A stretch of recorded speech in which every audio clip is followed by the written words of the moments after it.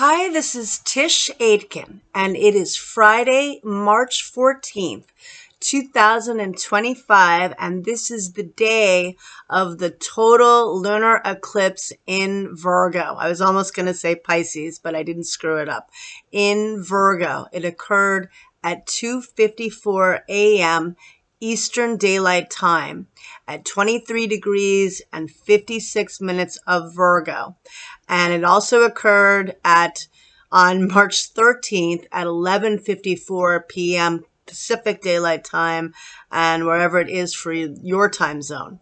So I was actually up for the eclipse. I couldn't see it. It wasn't visible because it was cloudy where I am, but I did go out to try to look at it, and I didn't want to be up necessarily right at the time of the eclipse because it was at 2:54 a.m. But I noticed a lot of people were online sharing amazing photos of the eclipse, and it was very powerful energy. And a lot of people online were also talking about the fact that they too were having trouble sleeping. And I see that my cat is behind me. He's also getting impacted by this lunar energy. And in the lunar eclipse chart, bear in mind that this eclipse, this is the last, it's been a while. I think it's been 2 years since we had a total lunar eclipse.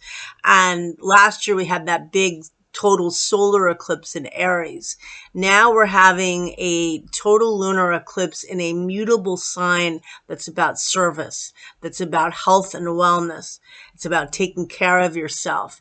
And the other part of it is this is the last Pisces season in our lifetime that Saturn and Neptune will both be co-present in Pisces. They're both going to leave the sign of Pisces in February of next year.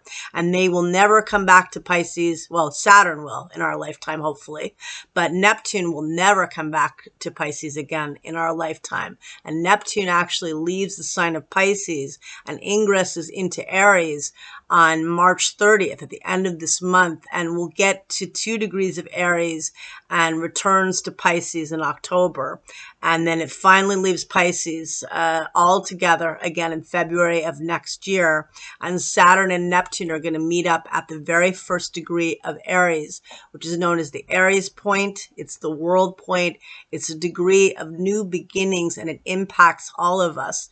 And it's interesting because Venus is retrograde and Mercury actually retrogrades today. I forgot. I just remembered. Oh, no, tomorrow.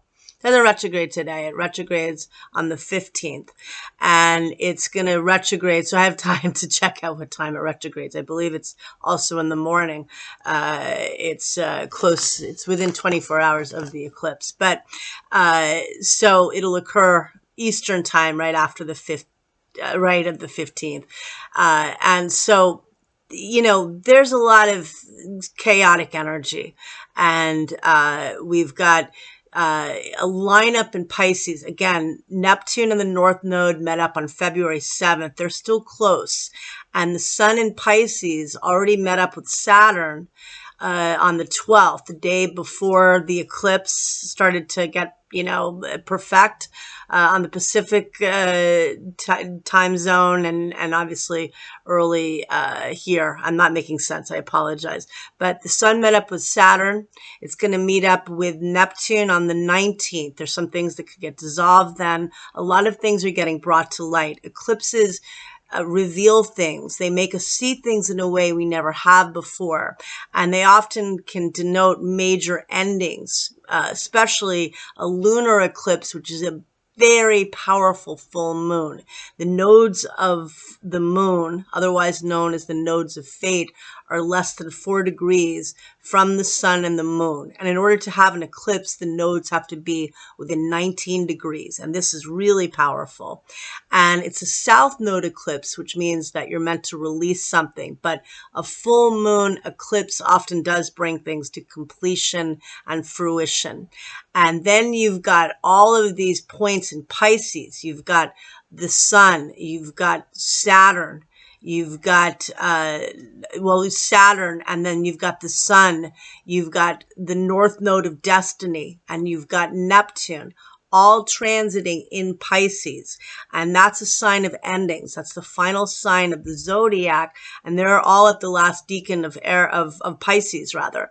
And so that also is bringing endings and completion. And a lot of people, there's a lot of loss right now. A lot of people that are hanging on by a thread. Those souls are passing over.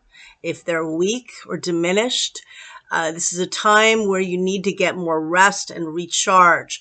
Virgo is very active, and Mercury rules the sign of Virgo. And it is a very analytical moon.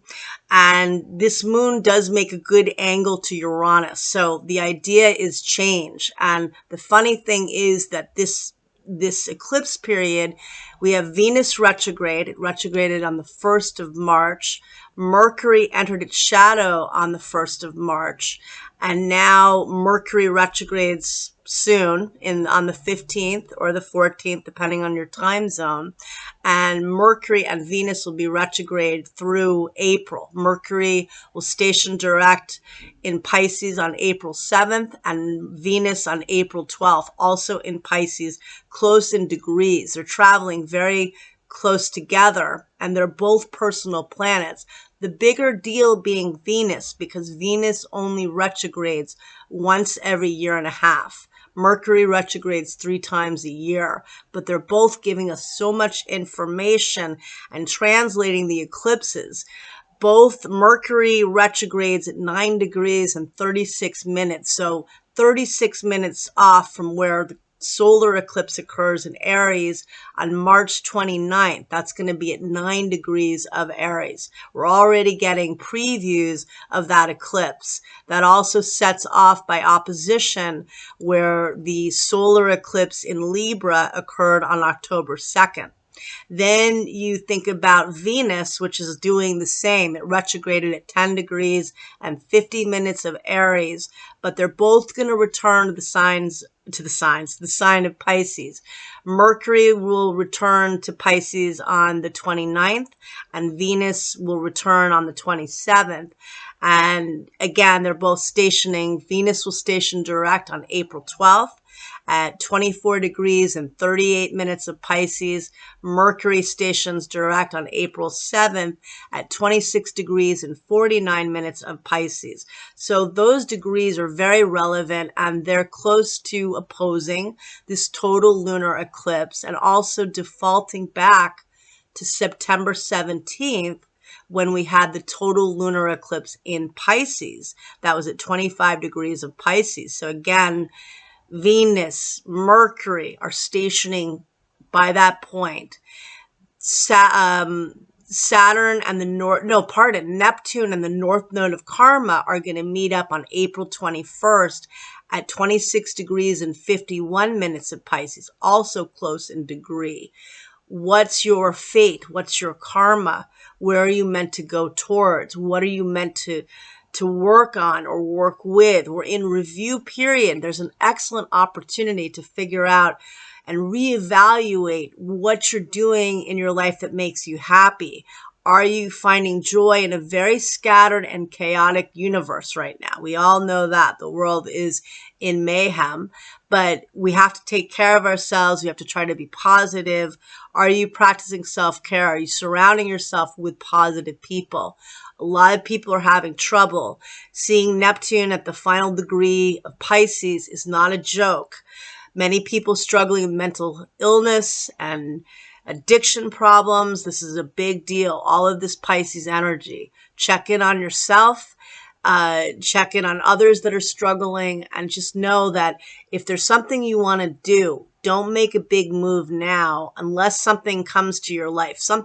You get an offer out of the blue, that's very in line with the eclipses because the nodes of fate are involved. Then I would take it. If it comes to you, take it. But if you're looking to make a change, wait until Venus and Mercury station direct. Wait until the eclipse energy also simmers down, which will be in early April when we have the full moon, or mid-April, I guess. So that will help. But Mars doesn't clear its shadow until May 2nd because it was retrograde for a long time and almost the first 2 months of the year, and it still hasn't moved very far. And, just take things slowly right now. A lot of change is happening inevitably, though, because there will be a lot of moves and layoffs and breakups and people leaving jobs. You will hear more information about things. I'm sure there's change around you, even if it's not impacting you directly. I'm sure you'll hear information or find out information about somebody that is going through a lot of change.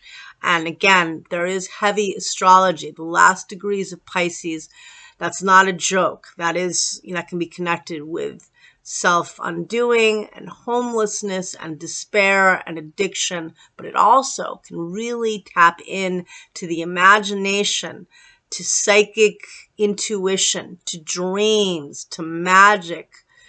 So we have choices. Take it easy. Take care of yourself. Mars is still out of bounds and Mercury is retrograding in Aries where it's very passionate and direct. And, people could be angry, and charged up and very emotional and impractical with this. And this eclipse, again, we're never going to have this lineup in Pisces again.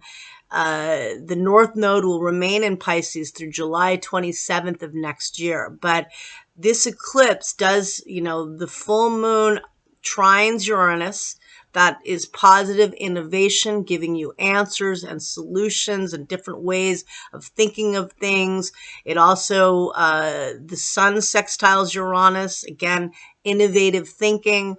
But the sun is also conjunct Saturn. They met up on the 12th. The full moon opposes Saturn and it opposes Neptune at a wide orb, Saturn at 1 degree. And of course, it opposes the North Node and it's conjunct the South Node. There is release and letting go.